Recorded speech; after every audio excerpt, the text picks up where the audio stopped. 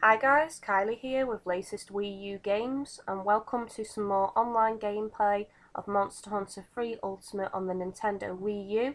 So on this video I'm taking on Barroth and once again I'm playing with my brother Shaun and my friend Mark. Now once again this is post commentary guys, as I explained in an earlier video.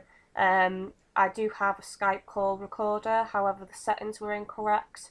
I was really loud while the other two were really quiet, so that's why I chose to do post commentary on this. I'm using Great Jagai armour here, and I'm also using a Jagai longsword. Now the weapon itself isn't really that powerful because it's not been upgraded too much. However, we were being a bit impatient at this point and wanting to get online pretty quickly, so we thought we'd go against Barroth. Now, it is actually recommended when you're going online that you have weapons of green sharpness, just so you're not bouncing off all the time and you don't have to constantly sharpen. However, we seem to do okay against Barroth because this weapon, I can't remember if it had green sharpness. If it did, it was a tiny sliver, but I know it was definitely yellow sharpness, so not all that great sharpness-wise. Barroth itself is probably a very hard early monster. Well, at least I think so.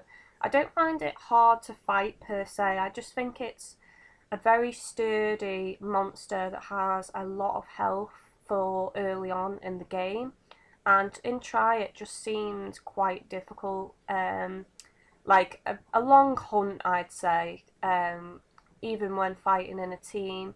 Now, Barroth's weakness is fire and water. You use the water to rinse the mud off its body, and then it's weak to fire when there's no mud on its body. So you can either go fire or water, or you don't have to use its elemental weakness. For an early monster like this, it's not necessary, but if you are struggling, I would suggest going for an elemental weakness on this monster. This monster has a few moves to look out for, guys. Obviously, it's got the familiar tailspin attack like most monsters do. But it's also got a charge attack where it puts its head down and it'll just rush forward at you and knock you over, and that's quite a fast move. Now, it isn't always just in a straight line, guys. He can kind of curve a bit with this as well, so that's something to watch out for. Other than that, he's got a move where he shakes his body and the mud will come off him and you'll get turned into a mud ball. You can get rid of this by having a cleanser.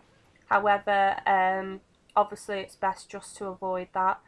I've found that the safest spot when he's doing his mud attack is towards the very tip of his tail. It doesn't tend to go there, and sometimes underneath him as well. However, you will get hit on the odd occasion because the mud balls don't always seem to fall in the exact same spot. So it's worth being a bit more careful.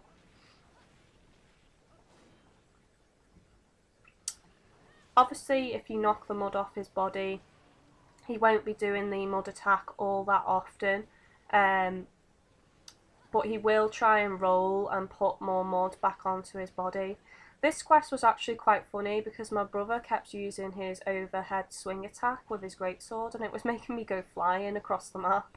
I got really irritated because it happened about 3 times, but I just thought I'd leave this game footage because it's quite funny and might amuse you all. So, yeah, other than that, like I said, just be careful with him. He does have a lot of health, and if you're struggling, I do recommend getting a good team and using the elemental weakness against him. But for now, I guess I'll stop this commentary here, and all I will say is enjoy the rest of this gameplay video. Don't forget to like and subscribe, and I shall see you next time, guys.